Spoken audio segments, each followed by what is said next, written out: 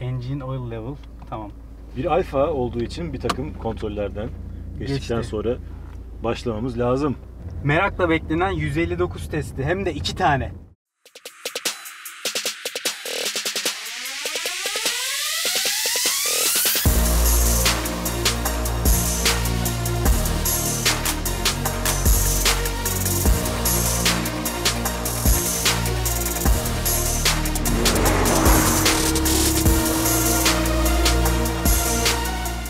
Volkan ve Evren abi. Volkan zaten 2007'den 2005'ten falan beri tanışıyoruz. Evet, 10 sene oldu. 10 sene oldu. Alfa aldı, sattı. Alfa'dan bir ara vazgeçti, pişman oldu. 2006 yılında 156 alarak Alfa macerası başladı. Kısa bir süre kullanabildim. Bir trafik kazası sebebiyle kaybettim. Kaybettik. El Fatiha. El Fatiha oldu. Çok içimde kalmıştı. 3 ay kullandım ama inanılmaz keyif alarak kullandığım bir otomobildi. O esnada 159 yeni çıkmıştı. Evet. Tabii Hayal. 39.900 euro başlangıç progression paketinin fiyatıydı. Ondan sonra dedim ki hayal yani oralara çıkamayız. Hiç gelemem, bu arabaya sahip olamam işte diye düşünmüştüm. 2012 yılında 159'umu aldım, ilk 159'u. 64.000 kilometrede 2006 model bir arabaydı. Progression paketti. Boş. Boş arabaydı ama zaten benim için hani arabada donanım gerçekten çok mühim bir şey değil. Hani Temiz olsun. Faturası iyiyse makinenin iyidir. Hani tam ustalar olarak der ya, böyle bakar, faturası iyi. Bu arada arkadaşlar, Volkan hani böyle bütün hafta sonunu araba yıkamakla falan geçiren bir adam. Gerçi şu an biraz duruldu. Eski hallerini biliyorum. Eski halleri yani asosyale bağlıyordu artık. 3 senenin sonunda ben o 159'u satmak gibi bir gaflette bulundum. Ya. Daha yeni, daha teknolojik, daha güzel bir şey alayım falan dedim. O araba da bu arada şu anda otopark.com'da bizim forumda garajda. Evet. Hangisi? Senin eski O araba. siyah gösterdin ya şeyi. Ha evet. Senin eski araba. Özcan abinin Garajda arabası. jantları- Özcan abi benim satılığa koyduğum 159'u gördü. 24 Aynen. saat içinde Mersin'den kalktı geldi aldı. O Hiç benden piyasası de yok canım 159'un. 24 saatte satıldı vallahi araba. Benden de arıza çıktı. Novitec coilover aldı. İşte ProDrive jantlarını aldı falan ki bunlar ciddi maliyet gerektiren Tabii. kalemler. Özcan abi bunları da tamamladı. Neyse kendisine selam olsun buradan. Bu araba gelene kadar 4 araba değiştirmek zorunda kaldım. Hiçbiri Değerini anlayana kadar. Evet. Sonra baktım ki hani her aldığım arabada ben bir şekilde bir eksik buluyorum ve hani 159'u bir şekilde arıyorum. Ben en iyisi 159 alayım tekrar dedim. 2007 üretimi bu araba. 2007 üretim, 2008 trafiğe çıkış. Aynen. Yani 2008 modellerde, çünkü 2008 model dediğimiz zaman üretim Makyajlı dediğimiz oluyor. zaman makyajlı oluyor. Onda işte hafifletmeler, arka koltuk diz mesafesinin artması, işte arka logodan basarak bagajın Evet. açılması gibi ek detaylar geliyor. İşte kadranların beyaz renkli olması gibi detaylar geliyor. Bunda o yok. Bu 2007 üretim bir araba. 89.000 kilometrede bir otomobil. 1.9 GT'de 150 beygir, Aynen 320 torku var. 6 ileri otomatik işte tork konvertörlü bir şanzımanı var. O zaman klasik iç mekandan başlayalım Ant. Bayağı başladık mı? Aynen. Merhaba abi. Sinan abi. Selam. Hayır. Merhaba. Plastik kalitesi. Bu arada arkadaşlar, Volkan her zaman bagajında bir kutu kedi köpek maması taşıyor. Evet. Çünkü gördüğü yerde böyle köpekleri falan besliyor. Siz de ufak mamalar besleyebilirsiniz hayvanları. Aynen. Bugün bu arabanın standarttan farklı bazı şeyleri var. Araba 19 jantlar var değil mi bu araba? 19 orijinal TI jantlar. Yaylarda 3 santimlik Ayba yaylar var. Doğru, ProKit. Bugün aynı zamanda bir de station wagon'unu kullandık bu arabada. Evet. O da hemen hemen her şey aynı. Sport wagon. Sport wagon. Station wagon değil, bakın. Sport wagon. Şeyini bozmayın arabanın. Sport wagon'la kullandık. Onda yaylar yok. O da 19 jantlar jantlı. var. İşte ikisinin lastikleri farklı. Onun dışında hemen her şey aynı. Motoru da aynı, şanzımanı da aynı. Yalnız 2010. O makyaj sonrası. İçi aşağı yukarı aynı. Yani o station wagon'da, pardon, sport wagon'da burada bir tane ekran var. Sonradan takılan bir ekran O var. ekran çok havayı değiştiriyor tabii. Çok. Aynen. Sunroof Sunroof var. Öyle bazı ufak tefek değişiklikleri var. Bir de o tabii kırmızı deri koltuklar, Mesela bu siyah deri. 159'larda şurayı çok sevmem ben. Burayı Evet. mesela kaplıyorlar, Kaba. bazen güzel oluyor. Bu Bunun hem dizaynı kaba çok kaba. hem de hani buradaki şeyler biraz koremsi. Şu plastik. Plastik değil mi? Aynen, Aynen. öyle. O bendeki Çok- o mat siyah mesela. Bu otomobilde iki şey çok dikkatimi çekti. Birincisi, aslında bütün alfalar için bu geçerli. Yani alfalarla ilgili o hani diyorsunuz ya, kullanmayan insanların aklında bazı bütün sağda solda Soru okuduklarından işareti. dolayı. Bu otomobil sıfır olsaydı, tamam mı? Sıfırına ben binmiş olsaydım, aman tanrım derdim. Bir de özellikle şu andaki kadar erişilebilir, ulaşılabilir olsaydı, fiyatları Evet. şu anda 55 bin lira falan bu otomobili alabiliyorsun. Alabiliyorsun. Gibi konuştuk. Ama yani bazı detaylarına baktığım zaman hakikaten şu koltukların kafalıklarındaki Alfa Romeo logosundan tut da o gömme, o pedallardaki Alfa Romeo logosuna kadar. Veya işte torpidoyu açtığım zaman içerisinin böyle acayip güzel bir işte iki katlı, hepsinin işte farklı oyukları falan var. Konsolun sana dönük olması. Konsolun sana dönük olması, içindeki işte turbo basınç göstergesi. Aqua yazması, işte İtalyanca yazması. Aynen. Detaylarda hakikaten çok büyük bir özen var otomobilde. Burayı açıyorum mesela. Çok enteresan. Küçücük bir Küçücük. ama içi soğutmalı mesela. Hemen arkasına geçiyorsun. 2 tane havalandırma var. Orada sene T 2006, 10 sene önce dijital oraya klima koymuş. Yukarı aşağı direkt ayağıma da verebilirim, Vay yukarıda anasını. verebilirim, derecesini verebilirim. Burası tamamen bağımsız bir yer. Aynen, onun altında işte 12 volt küllük var. İşte orada kol dayama var ki kol dayama indirdiğin zaman ne yapabiliyorsun? Geriye bagaja ulaşabiliyorsun. Yani şu tavan kaplamasına bakıyorum oradan buraya doğru. Çok güzel bir işte akıyor falan. Burada hatta gözlük diye unutmamışlar. Aydınlatma ekranı böyle smoke derler ya. Karartılmış bir plastik böyle. Düz beyaz plastik değil. Aynen. Tabii bunların sebebi var. Aslında bu otomobil GM platformunda ve GM platformunda Saab 9.5'in demiştin değil mi? Evet, Saab 9.5 için üretilmesi planlanan bir altyapıydı. Hatta E sınıfı otomobiller için de planlanan bir platformdu. Sonra baktılar hani herhalde gelecek planları tutmadı falan. 159'a kullandılar o platformu. Onun için de ağır araba. Ondan bahsettim de. Ondan bahsetmedik. Yani anahtarına bakıyorum mesela, anahtarı çok böyle değişik bir tasarımı var. Yani normal bir anahtar değil. Arabanın hiçbir tarafı normal değil. Hakikaten tamamen özgün, tamamen Alfa Romeo olduğunu hiçbir yerde hiçbir şey benzetemediğim şeyler ki kullanışlık bakımından da devam ediyor yani araba. İşte orada far kumandaların altında o soldaki küçük bir göz koymuşlar oraya. Aynen. Şurada. Ondan sonra bir sıkıntı var. Bardaklık açısından işte burada bir tane bardaklık var ama yani veya işte şişe bir şey koyabileceğin. Sığmaz bir şey. Sığmaz, artık koyduğun zaman muhtemelen düşer. Malzeme koyacak yer fazla yok yani. Çok fazla eşya gözü yok. Aynı zamanda kapı işleri dar. Koltukların o bütün o derinin işte şeyleri, kabartıları falan. Kabartıları. Yani rahatlığı. Spor araba koltuğu gibi ama bir yandan da çok rahat. Cruise kontrolü var. Xenon farlar var. Ön arka park sensörü var. Ön arka park sensörü olması güzel. Bu zamandan zaten çok ekranlarda gelişmemişti. Ortada bir tane ekran koymuşlar. Orada mesela bindiğin zaman kıpkırmızı Alfa Romeo logoları çok güzel bir şekilde kendi belli ediyor. Sonra yavaş yavaş sönüyor falan. Buradaki ekranlardan zaten bütün ihtiyacın olan şeyleri görebiliyorsun. Yani bunlar nesne olarak ve otomobil sıfır olarak değerlendirdiğim zaman ama Alfa Romeo'larla ilgili en büyük önyargı nedir? Dayanıklılığı ve işçilik ve hani malzeme kalitesi diyeceğim ama malzeme kalitesi değil esasında. Sanayiden yani, çıkmazsın abi. O ve şimdi anlatacağım bütün bu şeylerin uzun ömürlülüğü, daha doğrusu kısa ömürlülüğü. Yani bütün bunlarla bağlantılı zaten. Otomobilin ufak tefek şeylerin sürekli arızalanıyor olması. Elektronik ufak yani sabahtan beri işte 2 saattir biz geziyoruz, tozuyoruz sürekli. Bu muhabbet bu. Şu bozuldu, değiştirdim. Ama değiştiremedim çünkü oraya ulaşamıyordum. Çünkü işte stopun koltuk ısıtması. Sökmek için komple tamponu indirmek gerekiyordu falan. Yani bunlar bu otomobillerde var. Bu bir gerçek. Zaten bunlar olmasa otomobiller çok daha pahalı olurlar. Yani hem sıfırda, ikinciye de çok daha ulaşılmaz olurlar. Yani uzun ömürlülük namına hiç dikkat etmemişler. Yani etrafıma baktığım zaman plastiklerde şuraya mesela hafif şunu yaptığım anda orası çizildi mesela. Bu şu anda içinde bulunduğumuz otomobil en temiz emsallerinden, örneklerinden bir tanesi. İşte Volkan'ın arabası desen zaten yeter. Yani en temiz hali. Ama nedir abi? Buraya daha önceden biri anahtarlık takmış. Anahtarlık buraya vura çizmiş. Orayı sanki bomba işte 3 gün orada geçirmiş. Tırmalamış gibi. Tırmalamış haline getirmiş. İşte boya çok kolay atıyor. İçindeki dış Alfaların boyası zaten zayıftır. 2 gün kuş kalsın pisliği, vernik gider.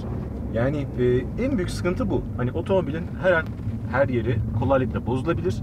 Bunu yani kullanım tecrübesinden de zaten fark ediyorsun. Sıfır aldığın zaman gözün gibi bakman lazım. Onun için bakımlı alfa ile bakımsız alfa o kadar ayrışıyor ki şu an 100 tane belki 159 var, çöpü de var. Bir de bunun gibi kondisyonu çok iyi olan da var. Sıkıntı şu ki çöp olmaya çok yatkın bir araba. Yani dayanıklı bir araba değil. Hakikaten çünkü bu belli yani adam azami dikkat sarf etmiş ki bu otomobil temiz kalsın ve bundan önceki adam da anladığım kadarıyla dikkat etmiş. Evet. Çünkü şuralar mesela burası çok güzel. Bu gerçek alüminyum. Tabii. Yani işte bak bunlar hani BMW'de, Mercedes'lerde de yok. Plastik koyan. Tabii. Ve belki de muhtemelen buranın bu kadar kolaylıkla delik deşik olması, bu kadar yıpranması gerçek alüminyum olduğu için. Zaten yumuşak bir malzeme. Yumuşak malzeme. Aynen öyle. Ya şöyle bir ek yapacağım. Bu çizikten dolayı ben konsol değiştirmek istersem abuk subuk maliyetlerle karşılaşıyorum. Mercedes'te, BMW'de bunun yarı fiyatıyla işi çözebiliyorsunuz. Çünkü plastik üstüne güzel bir kaplamayla onu alüminyum hissini veriyorlar.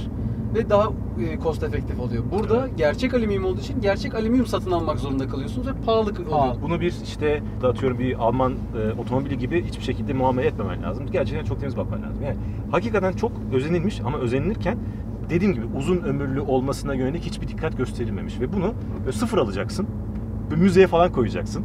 Ya da böyle işte eldivenlerle falan şey yapacaksın, kullanacaksın. Çok sert çukura girmeyeceksin. Yıpranma payını bir kenara bırakırsak işte nesne olarak ne çok enteresan. Arkası mesela bayağı dar.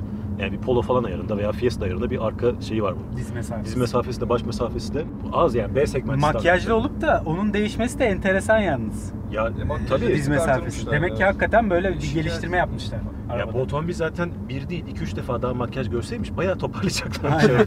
Ama 5 sene sonra vazgeçmişler. İşte Giulia ile şu an bir kullanın, bir gelsin de gör. Ya Alfa Romeo'nun hep Süper. dediğim gibi zaten yapması gereken tek şey buradaki bu özgünlüğü, Koruyup. tamam mı? Bu özeni alıp o Almanların hani nedir abi sağlamlığı, Sağlam. işte malzeme Reliability kalitesi, dediğimiz. reliability aynen. Bununla bir araya Ya getirmek. Alman diyorsun da ya aynı konu BMW'de Mercedes'te yok mu? Ha, Tuşlarda o yumuşak tuşlarda eski Aynen onlarda öyle. da oluyor Yani bu otomobil içine bindiğim zaman mesela eski leş E39'lar, E36'lar, E36 biraz eski E46'lar, kalıyor da E46'lar Plastik full. aynı. Dediğin gibi aslında Almanlar yanlış bir tabir, Mercedes diyebiliriz. Müzik sistemi nasıl? AUX girişi var mı? AUX'u ben kablosunu getirttim. Kablosunu. Arkadan bağlantısını yaptım. AUX'un Onun ucuna da aynısını ben de yaptım 156'da. AUX'un ucuna da Bluetooth aparatı bağladım ve şu anda Bluetooth'tan hani iki işi bir arada yaparak mesela Çünkü o zamanlar daha çok yaygın değildi. evet. Oo en sevdiğim. Standart değil mi? Standart ses sistemi değil Standart. mi? Gayet iyi. Bir de Bluetooth'ta çok hızlı falan. bağlandı. Halihazırda şey olduğu Ha, tabii için. tabii. Yeni Tanımlı olduğu otomobillerde için çünkü- açtığı anda ben de açınca eşleşiyor. Bu güzel bir şey. O aparatı. Aftermarket şeyler daha hızlı çalışıyor genelde. Evet evet tak diye. Sanki şey CD yoksa daha uzun sürerdi yani. Aynen öyle. Sistemi güzel. Sizler çok net değil ama bası falan oldukça Bas kuvvetli. güzel. Yani yalıtım olarak Mesela şöyle yalıtım deyince dışarıdan motor gürültüsü bayağı geliyor. Gar gar gar. Evet. İçeri o kadar almıyor motor yok, gürültüsü. içeride o kadar yok. Uzun yolda yani çok devir çevirdiği zaman falan benim beklediğimden daha az motor sesi giriyor içeriye. Rüzgar sesi de çok fazla değil. Yani şimdi 10 senelik bir otomobil olarak değerlendiriyorum. İşte normal. Yani 120'den itibaren falan geliyor. Ya belli bir süratten sonra var. Genellikle de sol dikiz aynasından geliyor Aynen, benim sol gördüğüm. dikiz aynısı. Onun dışında bir böyle uğultu şeklinde içerisi rüzgar sesiyle dolması durumu yok. Fena değil bence. Yalıtım fena değil herhalde. Konfor. Aybach Pro Kit var. 3 santim. 19 jantlar var. Aslında hani şeyinin maksimumunda. Konfor sınırının en aşağısında öyle diyelim. 9'larla beraber. Ona rağmen yaşanmayacak derecede sert değil. Ki 10 senelik de amortisör var üstünde. O orijinal amortisör. Aynen. Yani ben Allah'tan Station Wagon geldi de standart Bir görmüş olduk. aynen standart yaylarla onu kullandık. O otomobil gayet iyi. Yani sportif bir aile arabası gibi Evet. bir süspansiyon ayarı var. Bu otomobil yaylı. Yaylı 159. Yani. Genç 159. Ha, yani O da baba 159. Çocuk var değil mi? Var var. Tamam süper bak el sallayalım burada 159'umuza. hafif bir gerginlik var ama zaten olmasını da beklersin. Olması gerekiyor. Yayların farkı özellikle yani konforda olduğu kadar yol tutuşu da fark ediyor. Ama bu otomobil yani mesela Sport Wagon'u ben kullanırken dedim ki iyi, gayet iyi. Ama işte gene senesinden dolayı, yaşından dolayı işte trim sesleri bu sefer devreye giriyor. Hani Evet. ufak tefek gıcırtılar, işte koltuktan gelen gıcırtılar veya sağından solundan. Koltuk. Gerçi o otomobil içinde de bir sürü serbest eşya vardı sağda Oldu, solda. evet. Onlardan da sesler Bir de çıkıyordu. ben biraz sen virajlara girince ben böyle bacağımı oraya yasladım. Ha, Böyle böyle yasladım. kastırdım konsolu. Aynen konsolu kastırdım ya oradan geldi o gün. Böyle Yani- şey hep alfayı böyle alfanın suçu değil benim. Ben yaptım. Ben yaptım. Hata yaptım. Otomobil sıfır kondisyonuna göre değerlendirirsen hani hiçbir trim sesini falan devreden çıkartırsan gayet normal, makul ve beklediğin gibi bir şey var. Ama benim tavsiyem hani 159 alacak olan bir adam bence yay takmasın. Yaysız halini ben daha çok Ki beğendim. yaysız hali de düşük. Hani çok da gerek yok yay takmaya. Yok. Bayağı alçak Aynen. 19'larla. Evet ben buna zaten yay takmayacaktım ilk başta. Sonra hani arabayı madem komple TI'ye çevireceğim. Bir basalım. Hayır. bakla keselim. TI'nin yayları Aybach tarafından üretiliyor. TI versiyonu yani Evet, Aybach tarafından orijinal. üretiliyor ve eksi 2 santim olarak üretiliyor. Yalnız orijinal parça koduyla istettiğinizde çok maliyetli Pahalı. hale geliyor. Yine Aybach'ın ürettiği 3 santimlik olan tercih ettiğimde yarı maliyetle 300-500 işi- liraya geliyor neyse artık. yani Alfisti Shop'tan işte Aynen. toplam 620 lira gibi bir şey getirdim. KDV nakliye dahil şekilde Aybach Pro tercih Bunlar da ettim. çok incik bilgilerdir ha. Her yerde Tabii, bulamazsınız tabii. yani. Aynen. TI'ninki eksi 2 santim. Onu da Aybach üretiyor. Biz 3 santimini aldık. Yarı fiyatına getirdik. Kolay değil. Benim 156'da da Aybach var. Ha. Üçlük. Motor 150 beygir, 320 tork. Ya kağıt üstünde aslında veriler güzel. Akıcılığı da iyi. Ama otomobilin tabii bir ağırlığı var. 1600 kilo. Onunla beraber 0-100'ü bu arabanın 9.8-9.6 civarı bir şey ama hissiyatı sanki daha yavaş gibi bence. Şanzımanla da tabii bunun alakası var. Şimdi bu otomobil 150 beygir, Sportwagon 180 beygir. Yani o civarda bir gücü var yazılımda. O mesela tam oturmuş, tam olmuş gibi geldi bana. Çünkü o senin eksikliğini hissettiğin o küçük ekstra performans orada var. O çok daha tatminkar Sende bir şekilde yazılım gidiyor. var mı? Yazılım var onda. Egzoz da var. Novitec egzoz Bunu da bir var. kullanayım ya. O daha az dizel gibi hissettiriyor ki çoğu zaman aslında dizel olduğunu anlamıyorsun. Mesela devir bandı da daha bir dolu. Yani üst devirlerde de güç üretiyor vesaire ama standart haliyle tabii. Olması gerektiği gibi. Aynen standart haliyle de değerlendirirsen yani bu motor dizel motor yani 150 beygirlik dizel motor. Çok ekstra bir şeyini ben fark etmedim ama kullanırken devir çevirme karakteri olarak çok böyle dizel gibi gelmedi. Yani yukarılarda ölüp de ay ben boşa çeviriyorum Boşa çevireyim gibi bir şey hissettirmiyor. yok. 4000'e kadar böyle dolu çeviriyor motor.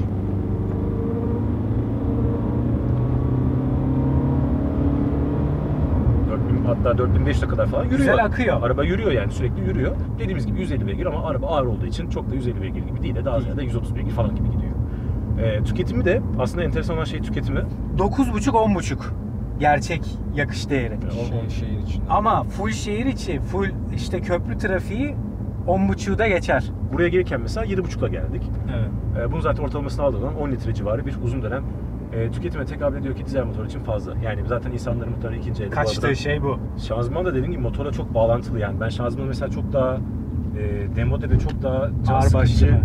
Ağırbaştan ziyade can sıkıcı bekliyordum. Yani işte sürekli gerçi benden daha Kafası fazla karışacak falan. sahibinin bazı söyleyeceği şeyleri var. Benim mesela hiç canımı sıkmadı. Çünkü ilk gaz tepkisi çok güzel. Klasik bir tork konvertörlü Evet. gibi.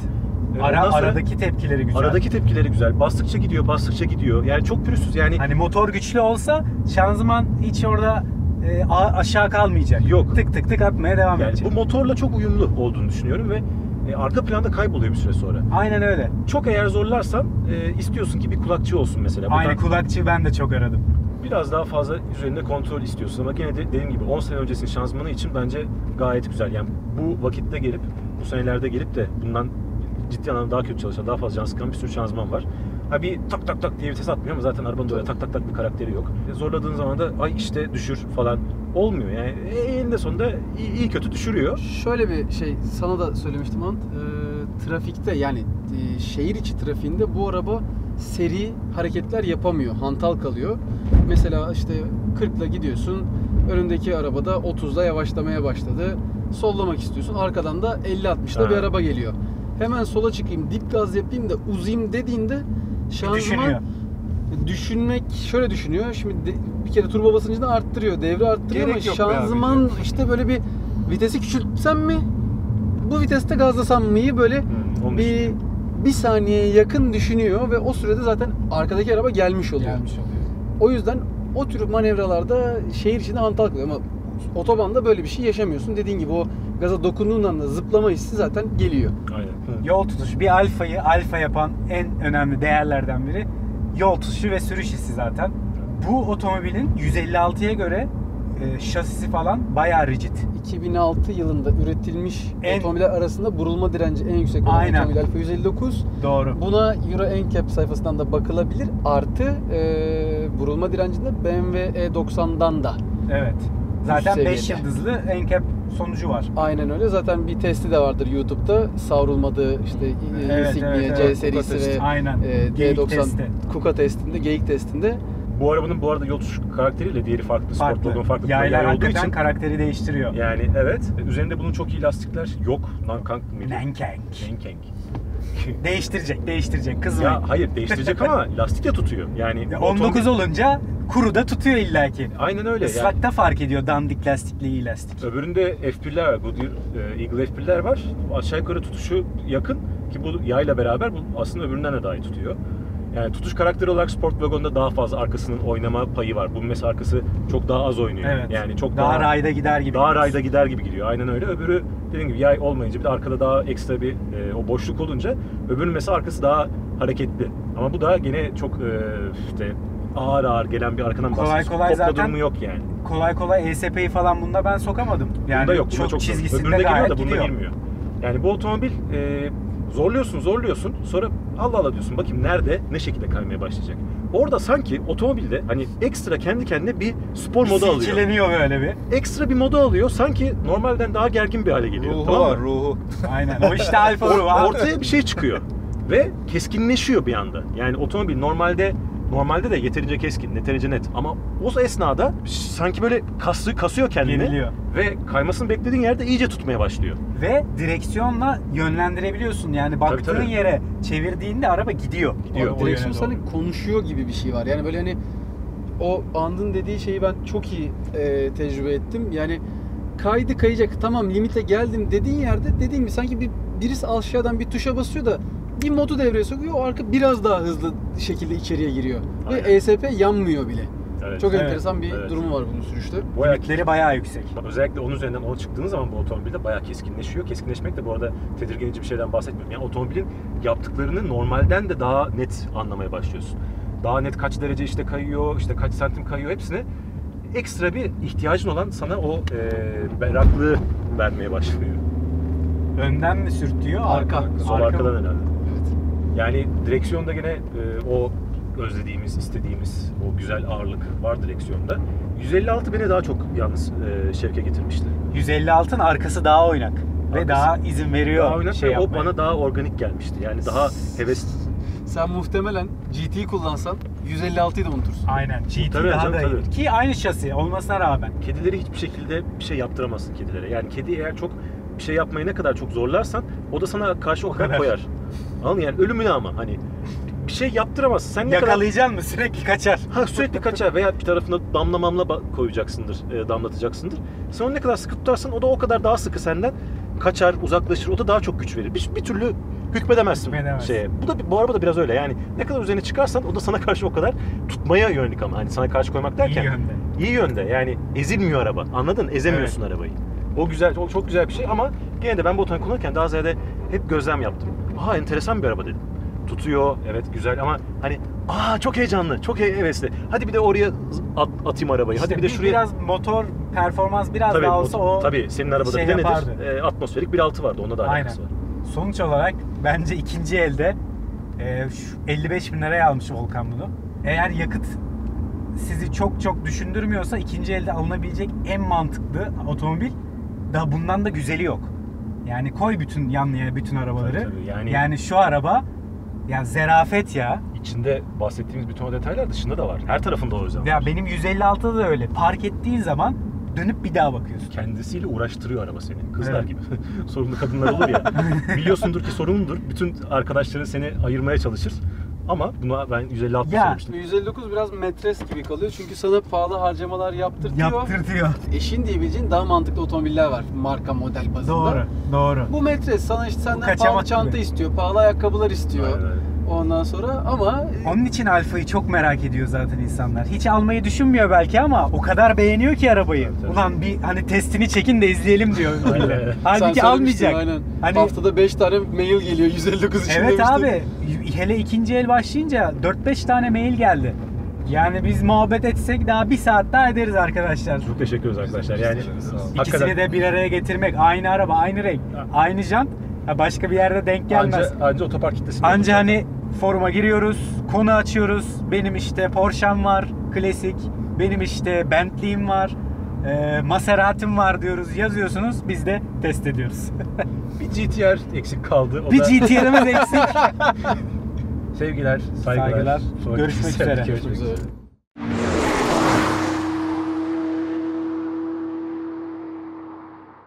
Ya zaten alfacı kitle daha böyle bir şey oluyor. Güzel oluyor. Daha Yok böyle- o hakikaten ama şimdi adamlar geldiler ofise. Ben ilk defa gördüm. Sen tanıyorsun daha önceden. Yani bakıyorum mizaç olarak, giyim kuşam olarak, üslup olarak, kültür olarak yani farklı. Sahibi de farklı. Aynen, Yani aynen öyle. gerçekten müşteri portfolyosu da farklı. Konuştuk. Sport vagonun sahibi bizim ofiste barfix'e asılmış. Barfix çekiyordu mesela. Sonra gittim bir kahve koyacaktım. Bir geldim masamın üzerine oturuyor. Değişik adamlar yani. Yani hakikaten arabanın Mesela kendisi su de... sipariş edeceksin. Evet su yok diyor. Ha, iki damacana da... Fizibiliteyi yapmış. Ha, 2 damacana boşalmış diyor. Akıllı adam yani. Bir yandan her şeyi kolaçan ediyor. Göz kolaçan ediyor. Adamlarda su yok, süt var ya. Öyle bir zenginlik. Ofiste Otopark parayı buldu. Daha neler var ofiste de şimdi Aa. şey yapmak istemiyoruz burada. Döndüğümüzde bakarız bakalım. Döndüğümüzde bakarız aynen.